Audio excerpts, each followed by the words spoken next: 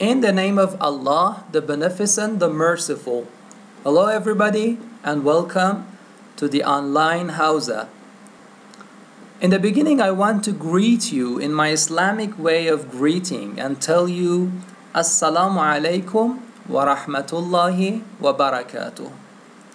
Actually, this is a kind of prayer in the Islamic culture that we address the one we are going to speak, and we start our words with this guy with this kind of prayer, and it means that we want peace and blessings of God for the one to whom we are speaking. Our goal in these episodes and series of lessons about an introduction to Islam. Actually, in these series of episodes, we are going to speak about the second largest religion by number of adherents or followers, and according to many sources, the fastest growing major in the world today. With about 1.62 billion followers, or 23% of the global population, according to the Wikipedia, by July 2015. This is a great religion, and rationally it is important to spend a little time to hear the message of such a religion. But before anything, as you saw, I started my words by the name of Allah. Actually, this is one of the Islamic teachings of Islam, or the teachings of Islam that wants its followers to start any action or any action or deed by the name of the Almighty God. But why? I want to answer this question by the words of one of the greatest commentators to the Holy Quran. As you know, the book Quran is our holy scripture. So I want to answer this question by the words of Allama Tabatabai, who was one of the greatest commentators to the Quran, in his commentary named Al-Mizan.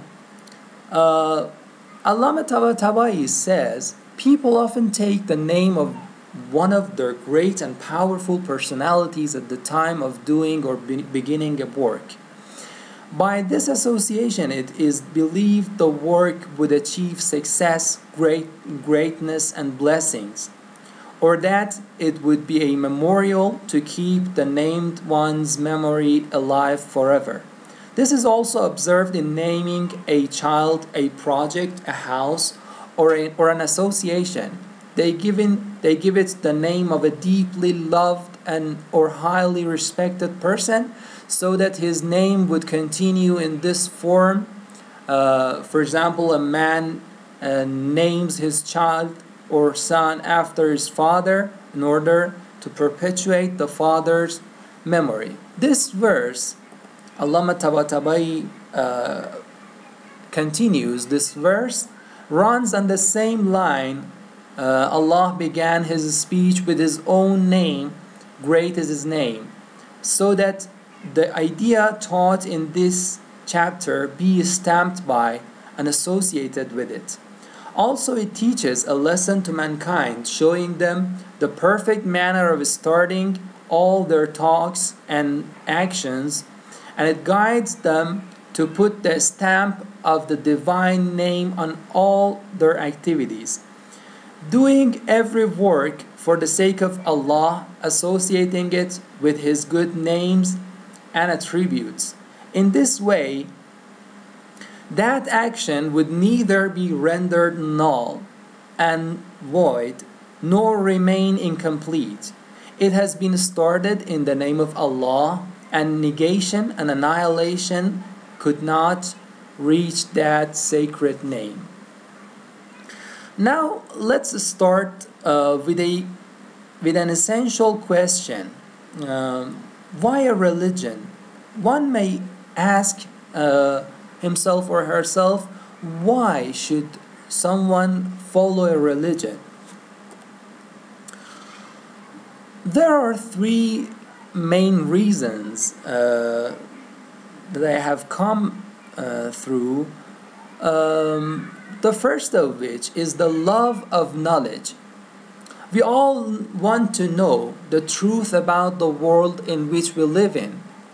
Did the heaven with its beautiful stars, the earth with its glorious landscapes, the beautiful birds, the colorful fish, the blue oceans, and the high mountains, did all these come into being by themselves? Or are they the product of an all-knowing and powerful creator? Some questions we may come across about our origin. We may ask, for example, where did we come from? Why are we in this world? Where are we heading to? The love of knowledge and searching spirit within us dictates that we must not rest until we find the answers to these questions. Thus, the first reason that forces us to inquire into religion and study and search about it is our thirst and love of knowledge. For example, let's speak about some other examples: the hereafter, or for example, paradise, hell, the reality behind something named soul or spirit, etc. These are very essential questions that may come to our minds, and the way to answer these questions goes through the way of religion. As the second reason, we can say the sense of thankfulness. The world around us and the world within us is full of marvelous things: the sun and the moon, the plants and the trees, the mines and the minerals hidden deep in the heart of the earth. All of them are of great benefit to mankind. Within ourselves, we have the digestive system, the respiratory apparatus, the heart, and other organs of the body. But the greatest of all, however, is the intellectual ability of man himself, through which he can make a mighty mountain crumble into pieces, and create from water and iron enormous power and the most delicate objects. Now, this question poses itself: should we not engage ourselves in research and inquiry until, if there is a benefactor, that is, someone who grants us with all these blessings, we acknowledge that benefactor to fulfill our duty and offer him our thanks? This is the second reason why we should inquire into religion. As the third reason, preventing the possible danger. Dear friends, please pay attention to this third reason, because it is more important than the others. I want to set some examples for you. As the first example, imagine a child that were to come and tell you that he saw a poisonous snake go into the room you were in. You would immediately jump up from your chair and undertake a thorough search of every corner until you found it, or until you were satisfied that it was not there. As a second example, similarly, while traveling by night in a dangerous country, if you learned that bandits were waiting on the road ahead to ambush you, you would without any doubt wait until the way ahead was clear of danger, and would not take a single step forward until then. As the third example, Imagine a mad child that comes to you. Just pay attention that I'm not saying a well grown up man that tells you this piece of news. Imagine a mad child comes to you and tells that this cup of tea that you are going to drink is poisonous. For example, someone poured some poison in it when you were not here. Even if you don't accept his words completely and 100%, but you would think about it, and you wouldn't drink this cup of tea, and you will pour it out. Why did we set some such examples? The conclusion of these examples would be in these examples we have made clear that reason compels us to investigate conceivable and possible dangers.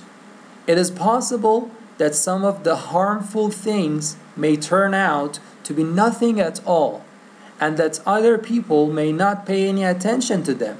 But if an inquiry carries the price of a human soul, then it cannot be ignored.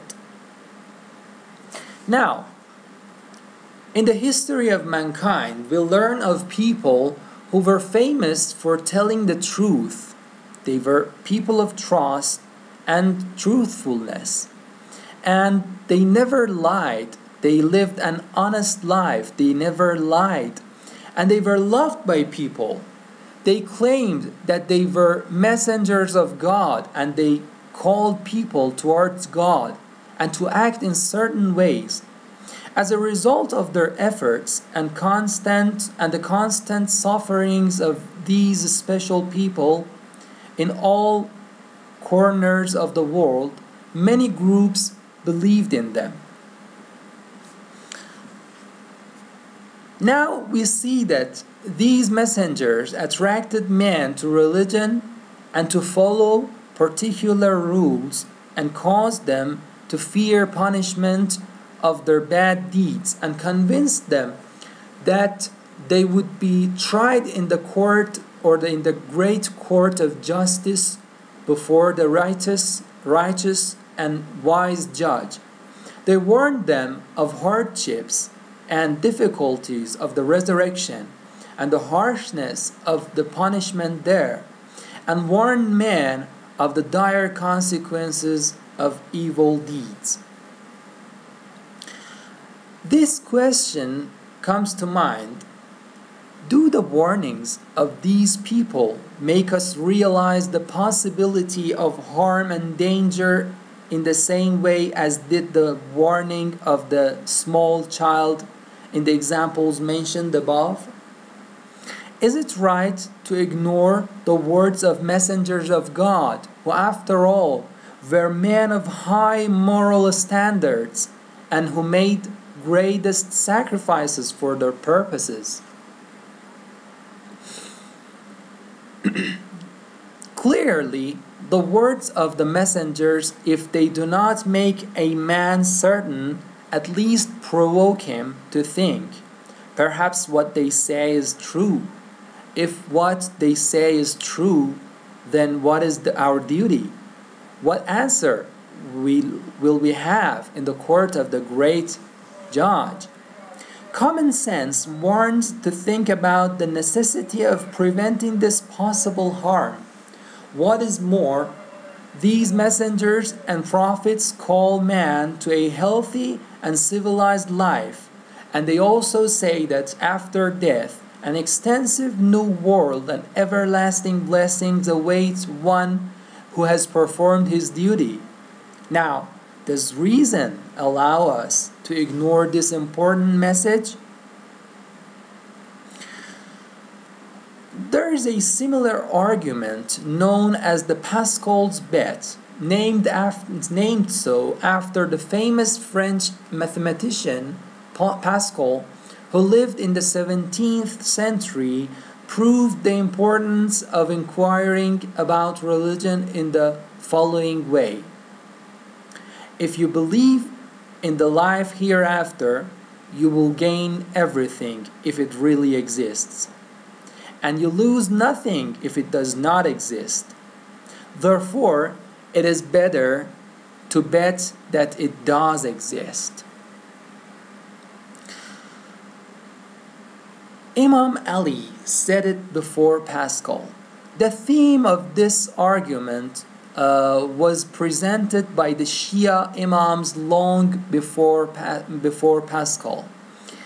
Uh, I don't want to go through many details. As you know, Islam has two main branches, the Shia and the Sunni sects, and we will speak about these branches in the next episodes. But we want to focus and concentrate on this fact that this argument was said before Pascal in the words of Imam Ali, who was our first Imam and the first successor of our Prophet Muhammad, peace be upon them all.